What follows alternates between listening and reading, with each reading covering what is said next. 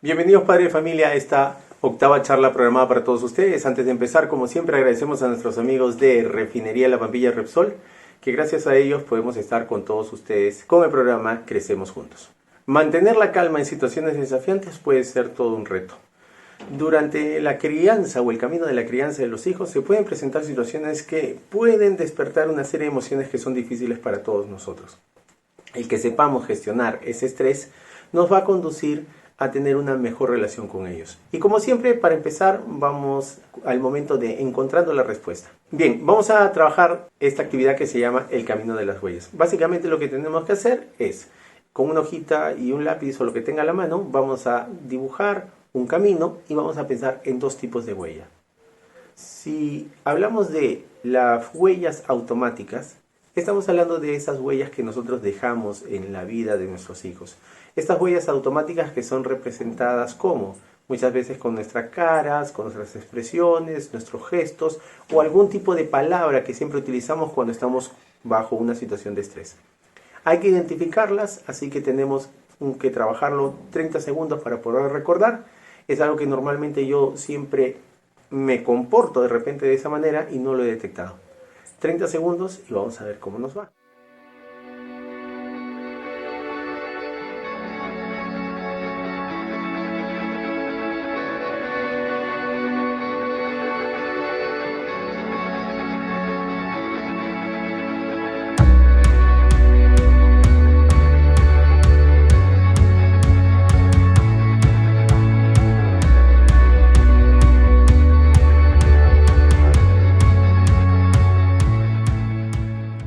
Para poder llegar a estas huellas automáticas, definitivamente hemos tenido que pensar en una situación que no necesariamente ha sido agradable, ha sido una situación difícil con nuestros hijos. Entonces, esas huellas que nosotros hemos podido identificar, esos gestos, esas palabras, nos damos cuenta que muchas veces no es que queremos hacerla, pero las hemos utilizado y constantemente nuestros hijos ven que nosotros actuamos así. Esto puede interferir con nuestra relación con ellos, porque estamos dejando una huella que es negativa.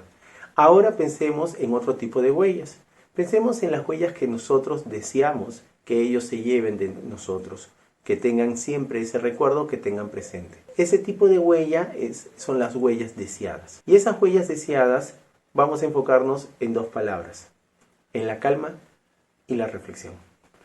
¿Qué tipo de huella yo podría dejar cuando estoy calmado y cuando he reflexionado mejor las cosas antes que actuar de manera impulsiva?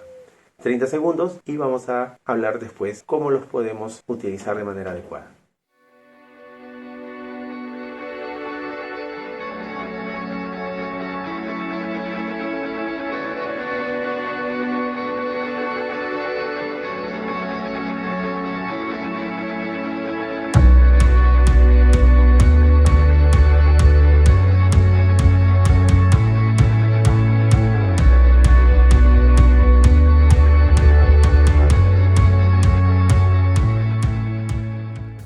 Una vez que hemos identificado ambas huellas, observen el papel. Miren la huella que dejamos contra la huella que deseamos dejar. A veces uno no quiere reaccionar de esa manera, pero como estamos con demasiado estrés y no nos preocupamos por cambiar lo que estamos sintiendo, dejamos que estas emociones nos ganen a veces. Nos gane la cólera, es la frase que por lo general se utiliza.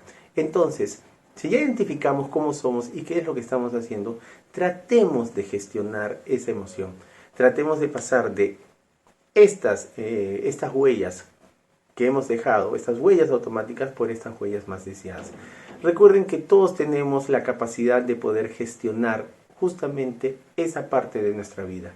Nosotros decidimos si queremos continuar la conversación o no. Nosotros decidimos si es mejor postergar el enfrentar a la otra persona o no. Entonces, ese poder de la decisión lo tenemos cada uno de nosotros y podemos empezar dándonos tiempo. ¿Cómo yo me siento? ¿Me siento bien para hablar en este momento o me siento muy mal y tengo muchas cosas en la cabeza? Primero las ordeno y luego, cuando ya esté más tranquilo, más tranquila, las hablo. Bien, pasemos al momento de ¿sabías qué? Los beneficios de mantener la calma son varios, pero sobre todo vamos a hablar de 3 puntos que nos van a ayudar sobre todo para poder aclarar por qué es tan importante trabajar la calma. El primero, hablemos de definitivamente vamos a tener mejores relaciones con los demás. Cuando uno mantiene la calma, puede conversar mejor, se comunica mejor y está predispuesto a escuchar también. Para que se dé una buena comunicación, tienen que estar ambos factores: el poder escuchar y el poder hablar. Eso es una buena comunicación. Pero si yo solamente me voy a limitar a decir las cosas que a mí me molestan sin prestar atención a lo que las otras personas me dicen, definitivamente esa comunicación se va a cortar. Dos, es que nosotros somos el modelo a seguir de nuestros hijos.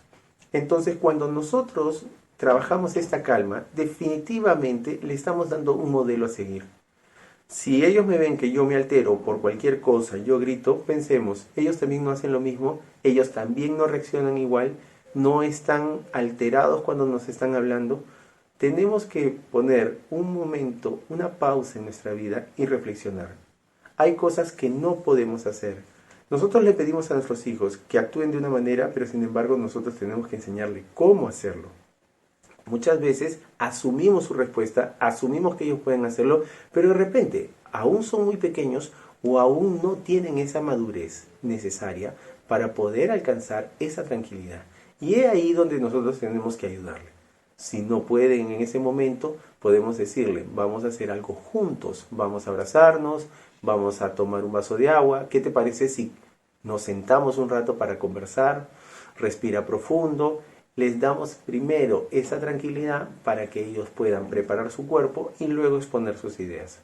Y tercero, definitivamente se van a poder tomar decisiones más efectivas. Cuando uno está calmado, podemos analizar mejor las cosas.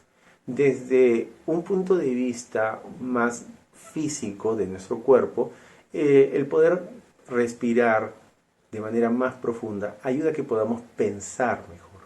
Cuando el corazón está acelerado, cuando estamos muy molestos, cuando estamos renegando, comienzan a llegar pensamientos automáticos uno tras otros que muchas veces van despertando una serie de emociones y eso no facilita la comunicación, no facilita las relaciones y sobre todo no va a ayudar a que una persona pueda tomar una buena decisión. ¿Por qué? Porque está pensando tantas cosas a la vez y se presenta, por ejemplo, emociones complejas como la ansiedad, que definitivamente eso no va a ayudar a analizar el panorama y tomar la mejor decisión en ese momento. Bien, hablemos de las consecuencias de perder la calma. Uno, tiene un impacto con lo que se conoce las relaciones que son impulsivas. Y estas relaciones impulsivas pueden generar tensión y sobre todo afectar la confianza entre padres e hijos. Cuando está presente este tipo de reacciones, si vemos que un papá o un hijo no tienen una buena relación, no tienen una buena comunicación, porque siempre están diciéndose las cosas sin pensar, no va a haber confianza. Si un niño detecta que un padre le está gritando constantemente y no se sienta a conversar o no le pregunta cómo se siente, definitivamente la confianza no va a estar presente. Y nosotros tenemos que tener esa confianza para trabajar cualquier tipo de problema futuro que ellos tengan que enfrentar. Por eso hay que apoyarnos en la calma y pensar en que si nosotros perdemos la calma van a existir unas consecuencias que a la larga no nos va a ayudar en la relación con ellos. Dos, hablamos de este estrés emocional en los niños y estamos hablando que los chicos absorben el estado emocional de los padres. Si un padre presenta, por ejemplo, ansiedad, presenta rabia, presenta nerviosismo, es muy probable que los hijos también puedan detectarlo y puedan incorporar ese tipo de reacciones también. Porque justamente ellos están viviendo en el mismo techo, compartiendo las mismas experiencias y nosotros de manera subconsciente le estamos enseñando cómo deben actuar frente a las mismas situaciones. Hay un problema en la casa, yo exploto y reacciono de esa manera. Mi hijo está viviendo un problema en la casa que es el mismo que yo y debe reaccionar de la misma manera porque lo está aprendiendo de esa manera. Otro, estamos hablando del ciclo del mal comportamiento. ¿Y qué es lo que sucede? Muchas veces se refuerzan patrones del mal comportamiento en lugar de corregirlos. Cuando hablamos de perder la calma, por ejemplo, los chicos comienzan a actuar de manera distinta. Si yo veo, hay varios caminos ahí que podríamos tocar. Uno de ellos es, ¿por qué mis hijos actúan mal?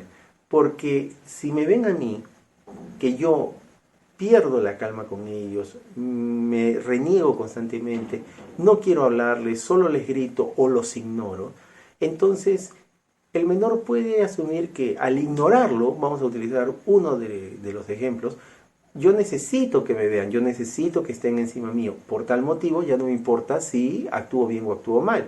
Yo prefiero actuar mal para que voltees y me mires y no me ignores. Y por eso es que yo hago esto, porque quiero que me veas. Ya no me importa si me gritan o me lastiman o me hacen sentir mal. Lo que me interesa es captar la atención de los padres. Entonces, ese ciclo del mal comportamiento va a estar presente constantemente. Los papás a veces pensamos, ¿por qué mi hijo se reacciona de esa manera? ¿O por qué constantemente está actuando mal si le digo que no lo haga, lo hace a propósito? Porque muchas veces atrás de eso hay una mala relación o hay algo que ellos están observando. Reaccionamos mal con ellos, entonces no hay una buena relación con los hijos, entonces ellos tratan de manifestar también sus problemas mediante ese tipo de conducta.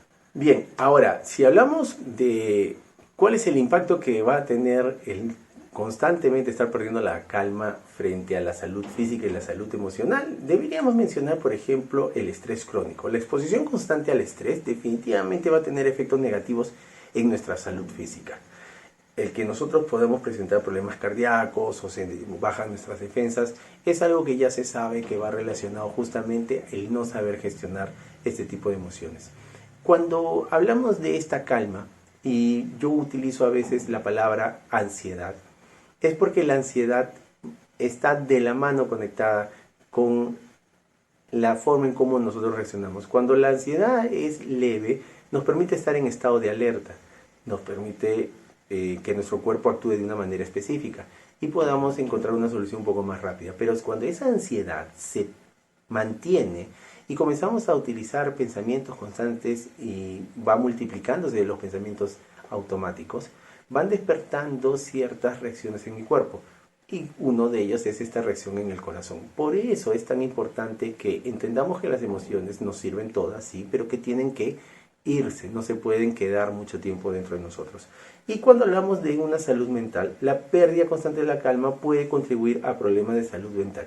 Y ahí es donde empiezan los problemas de depresión o de la misma ansiedad. Por eso tengamos siempre presente que tenemos que cuidarnos tanto físico como mentalmente.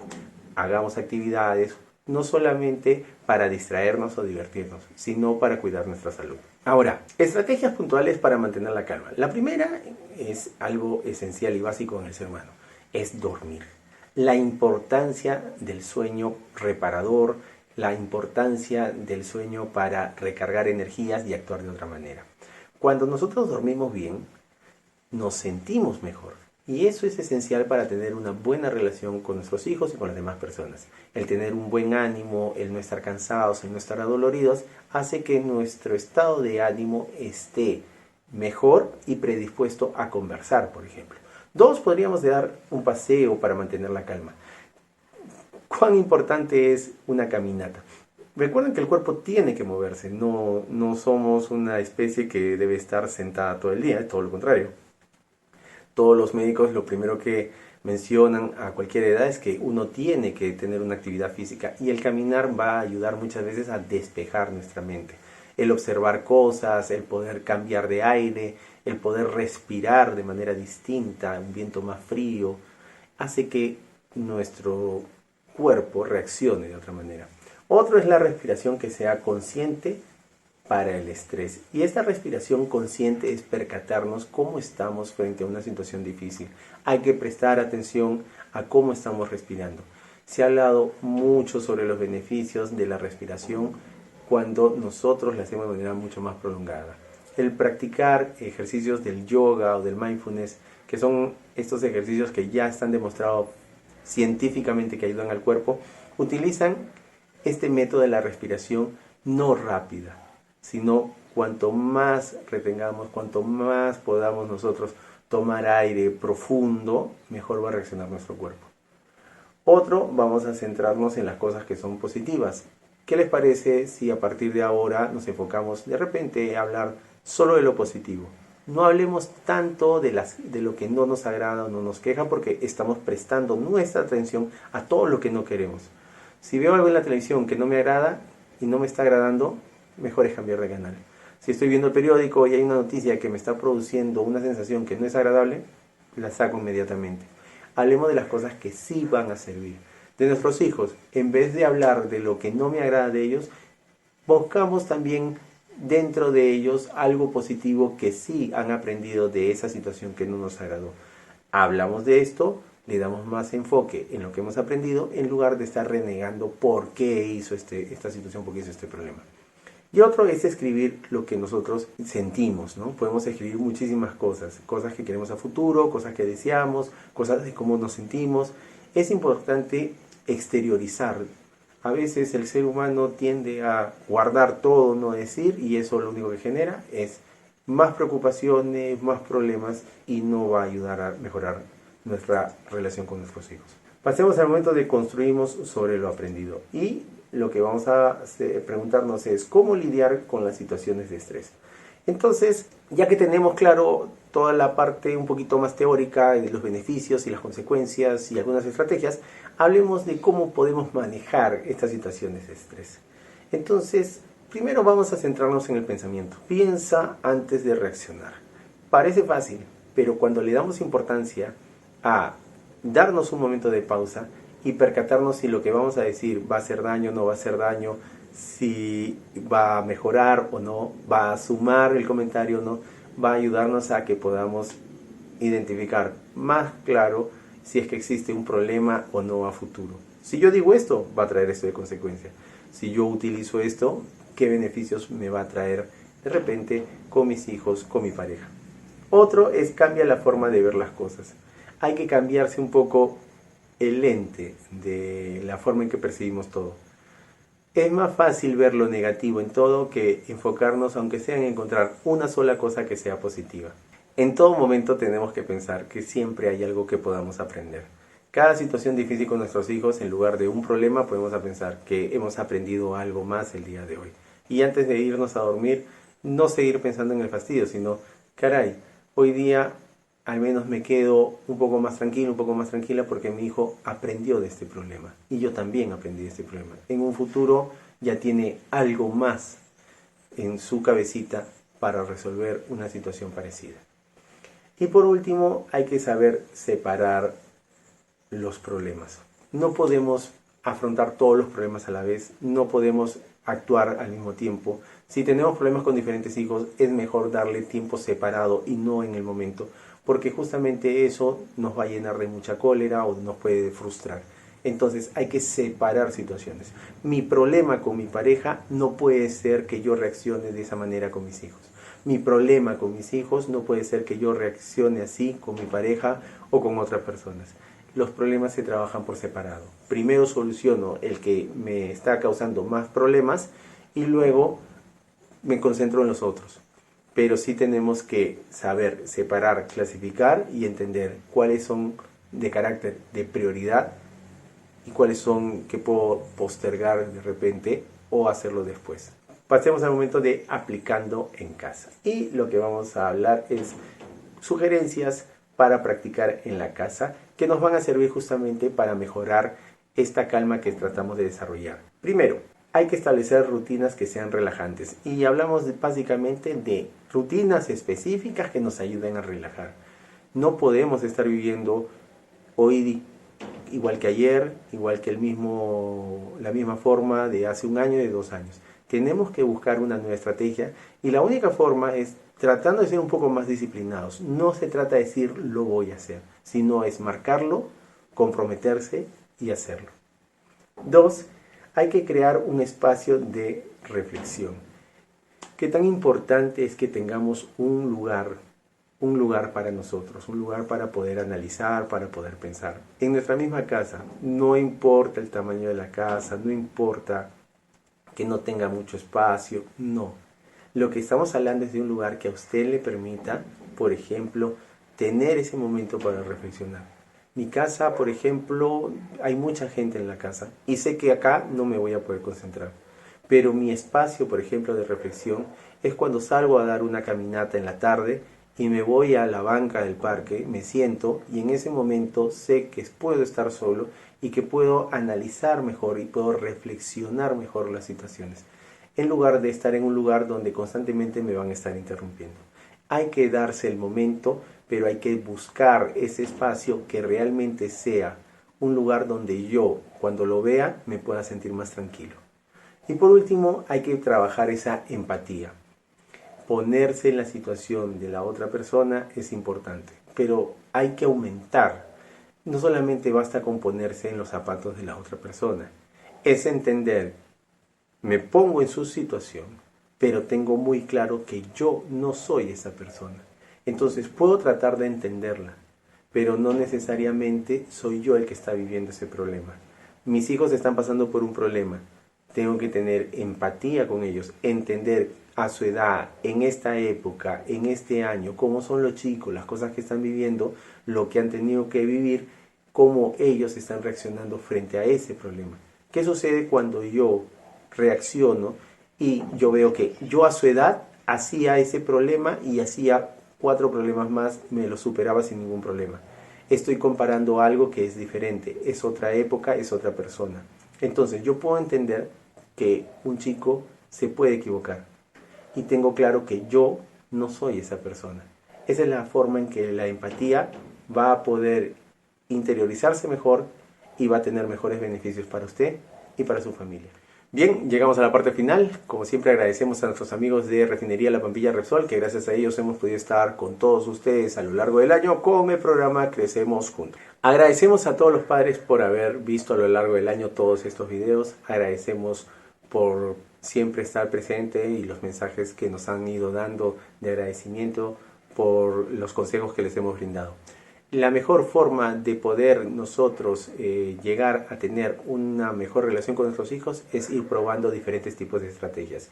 Y ese es un poco el objetivo de estos videos, que ustedes puedan tener diferentes herramientas que puedan ir aplicando. No todos los hijos son iguales, no todos los padres somos iguales. En el camino siempre vamos a ir aprendiendo de nuestros errores, pero sobre todo que entendamos que esto lo hacemos por todos nuestros hijos y por nosotros también. Muchas gracias a todos.